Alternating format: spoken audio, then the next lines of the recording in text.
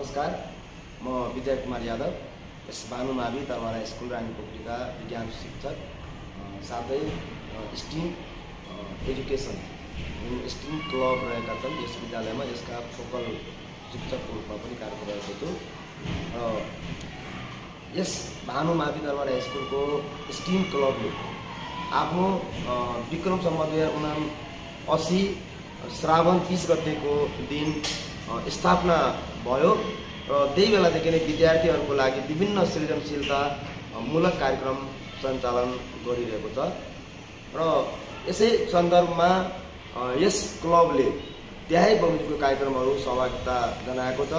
जस्तै educational planetarium एक दिने कार्यक्रम सञ्चालन गरेको थियो। त्यसैगरी बुट क्याम्प जस्ता कार्यक्रमहरू पनि सञ्चालन गरेका थिए। महानगर स्तरीय साइन्स एक्जिबिसन प्रतियोगिता भएको थियो। त्यसमा पनि यस विद्यालयबाट विद्यार्थीहरूलाई स्टिम एजुकेसन या स्टिम क्लबमा रहेका विद्यार्थीहरूलाई सहभागी गराए पहिलोचोटि सेकेन्ड पोजिसन ल्याउन सफल भएको थियो। अनि त्यसपछि लगातार रूपमा यहाँबाट सहभागिता भइरहेको छ। त्यसै गरिकन ट्रिनिटी कलेज साइन्स एक्जिबिसन प्रतियोगिता भएको थियो। त्यसमा पनि भाग लिएका थिए विद्यार्थीहरूले। त्यसै गरिकन आइओई कुल्चो क्याम्पस मेट्रिक्स 2080 भन्ने एउटा साइन्स एक्जिबिसन भएको थियो। त्यसमा पनि यहाँबाट हामीले विद्यार्थीहरूलाई पठाएका थियौँ।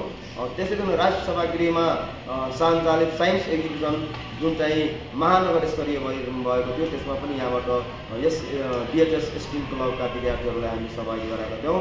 दरबार हाई स्कुल विज्ञान प्रदर्शनी जुन चाहिँ साइन्स एक्जिबिसनको रूपमा हुने गर्दछ प्रत्येक वर्ष, त्यसमा पनि यो बिएचएस स्टिम क्लबको विद्यार्थी भाइ बहिनीहरूले चाहिँ यसमा भाग लिने गरेका छन् र आफ्नो सहभागिता जनाउने गरेका छन्।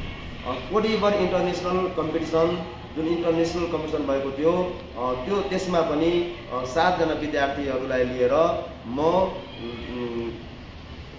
फोकल टिचरको रूपमा त्यहाँ जाने त्यसमा चाहिँ सहभागी हुने मौका चाहिँ पाएका थियौँ र त्यसमा चाहिँ हाम्रो 2वटा प्रोजेक्ट लिएर हामीले त्यसमा चाहिँ सहभागी भएका थियौँ। स्टिम क्लबका फोकल टिचरलाई काठमाडौँ विश्वविद्यालय र महानगरको बिचमा सम्झौता भई 1 वर्षीय स्टिम एजुकेसन लिडरसिपको तालिम प्रदान गरिरहेको छ, जस अन्तर्गत म विजय कुमार यादव यो तालिम चाहिँ लिने मौका चाहिँ पाएका छौँ र हाल चाहिँ काठमाडौँ युनिभर्सिटी अन्तर्गत पिजिडी स्टिम लिडरसिपको कोर्स चाहिँ लिइरहेका छौँ। यति भन्दै म आफ्नो शब्दहरू यही विराम दिन्छु। नमस्कार।